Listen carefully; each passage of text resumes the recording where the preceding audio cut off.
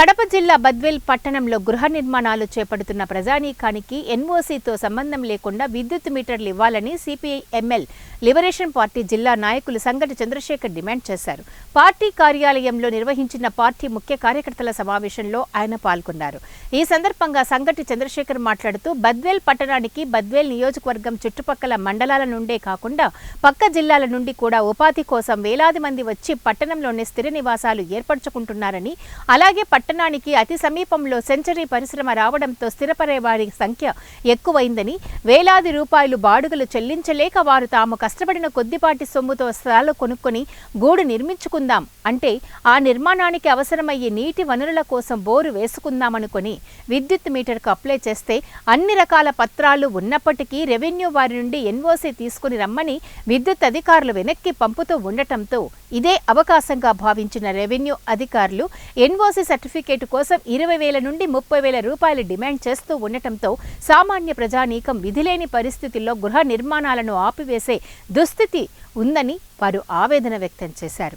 బద్వేల్ మొదట రెవెన్యూ డివిజన్గా ఏర్పడిన కొత్తల్లో ఇక్కడ ఎటువంటి భూ సమస్యలు లేకుండా చేస్తామని ఆనాడు కొందరు అధికారులు ప్రగల్భాలు పలికి వాళ్ల అనుకూలమైన ఉత్తర్వులు జారీ చేస్తూ ఆ ముసుగులో వందలాది ఎకరాల ప్రభుత్వ భూములను బడా నాయకులకు కట్టబెడుతూ తమ కార్యాలయాల్లో కొంతమంది సిబ్బంది నియమించుకొని ఎన్ఓసీల పేరుతో దందాలు వసూలు చేస్తున్నారని, రాష్ట్రంలో ఎక్కడా లేని ఈ ఎన్ఓసీ ఉత్తర్వులు బద్వేల్లోనే ఎందుకు అమలు చేస్తున్నారో ఉన్నతాధికారులు సమాధానం చెప్పాలని వారు డిమాండ్ చేశారు.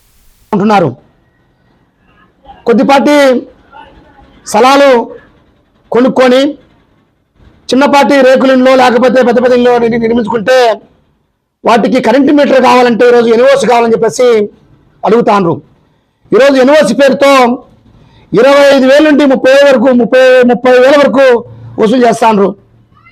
కాబట్టి ఎటువంటి ఎన్ఓసీ లేకుండా ఇల్లు కట్టుకున్నటువంటి ప్రతి పేదవాడికి ప్రతి జనానికి ఈరోజు కరెంటు మీటర్ ఇవ్వాల్సినటువంటి బాధ్యత విద్యుత్ అధికారులపై ఉందని చెప్పేసి ఈ సందర్భంగా తెలియజేస్తున్నాము.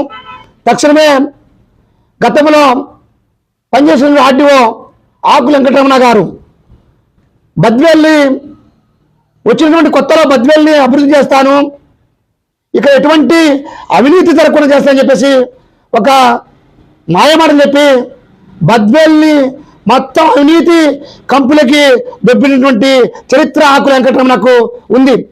ఈరోజు కోట్లాది రూపాయలు దోచుకునేవారు బద్వేల్ సొమ్మంతా.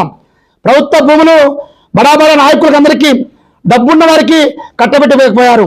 అవన్నీ తిరిగి వెనక్కి తీసుకోవాల్సిన బాధ్యత ఉంది. ఆకుల వెంకటరమణ ఆస్తులపై కానీ సిట్టింగ్ జడ్జితో విచారణ చేయాల్సిన అవసరం కానీ ఉంది. కాబట్టి ఆ రకంగా మేము డిమాండ్ చేస్తున్నాం. ఎందుకంటే రాబోయేటువంటి కాలంలో పెద్ద ఎత్తున దీనిపైన